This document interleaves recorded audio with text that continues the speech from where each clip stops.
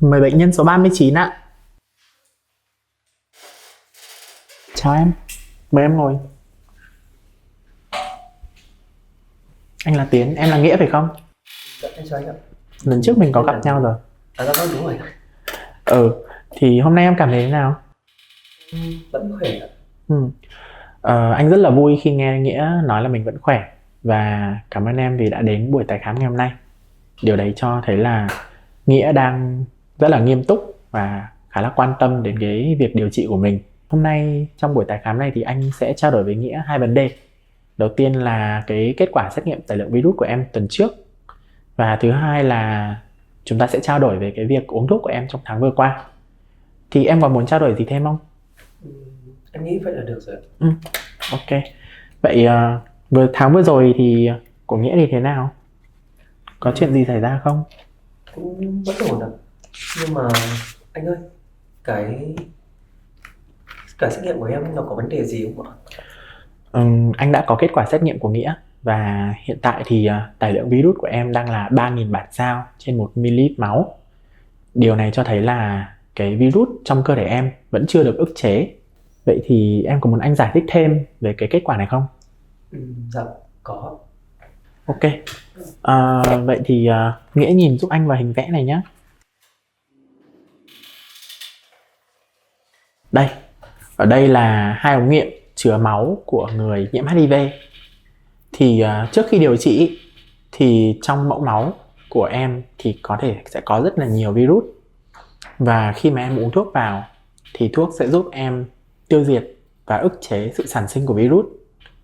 Và nếu như em uống thuốc đều đặn ấy, thì sau một thời gian thì số lượng virus trong mẫu máu của em sẽ ở dưới ngưỡng là không phát hiện. Tuy nhiên thì nếu như em không thể nào mà uống thuốc đều đặn và có thể là bỏ thuốc một vài hôm thì cái tải lượng virus của mình vẫn sẽ ở mức cao. Trong thời gian vừa qua thì em có gặp khó khăn gì trong việc uống thuốc hay không? Cũng không hẳn ạ. Chỉ là dạo gần đây em khó uống thuốc hơn thôi ạ. Em đã gặp những khó khăn gì? Khoảng thời gian đầu thì em uống thuốc khá là đều đặn. Chỉ là dạo này phức tạp lắm ạ. Tháng vừa rồi thì em có quên uống thuốc mấy ngày?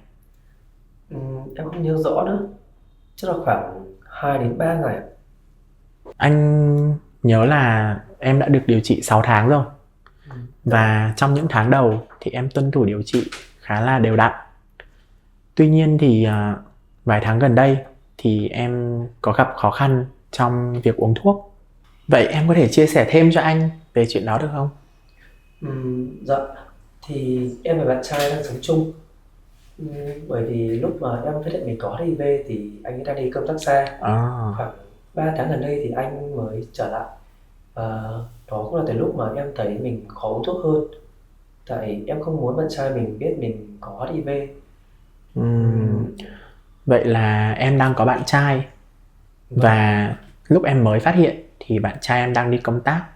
Dạ. Tuy nhiên gần đây thì bạn trai em quay trở về và em thấy khó khăn hơn trong việc uống thuốc. Dạ đúng rồi ạ.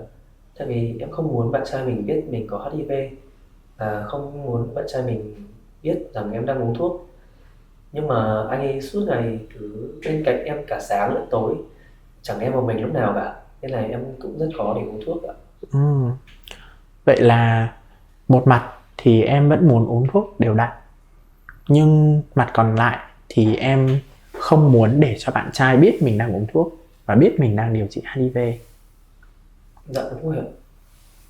Nhưng mà anh thấy trong hồ sơ của em là những lần trước em tuân thủ điều trị rất là tốt. Vậy thì đã có điều gì xảy ra? Dạ vâng. Thì em không muốn nói cho những bác sĩ về những lần khám lần trước ạ.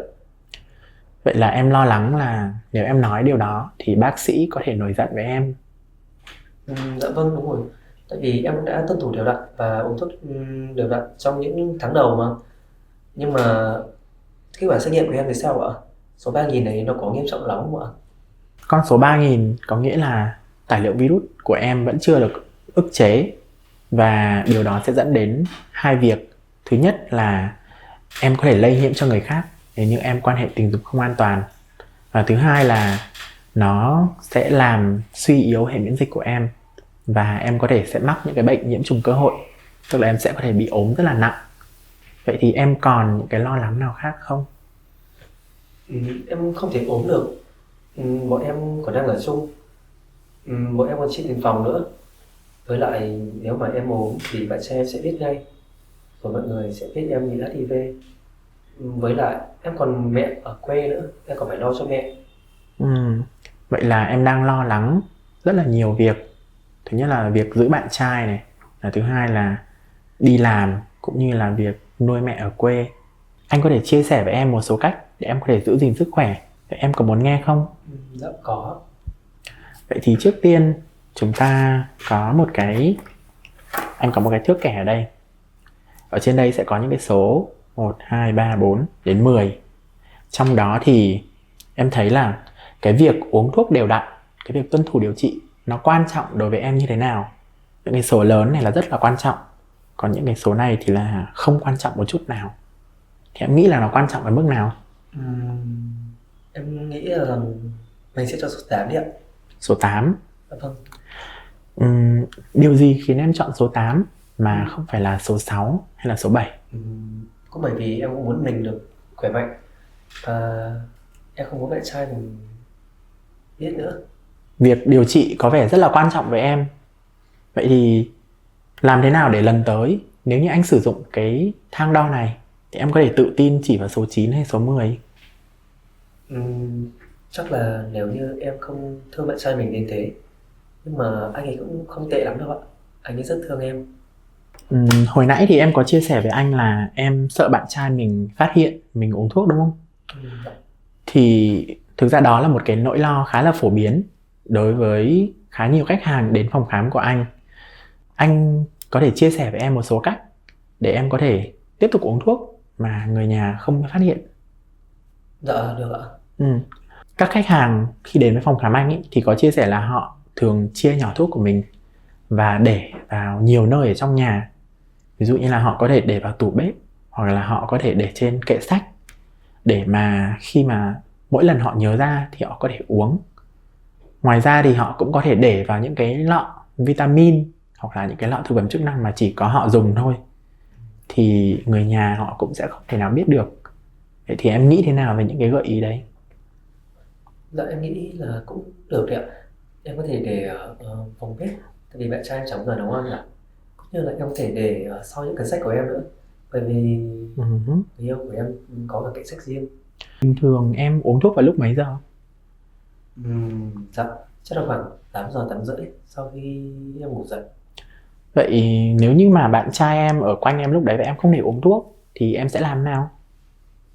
Cái đó thì em cũng chưa biết nữa, tại vì bạn trai em suốt ngày ở bên cạnh em từ sáng đến tối ạ. Chẳng để em một mình lúc nào cả.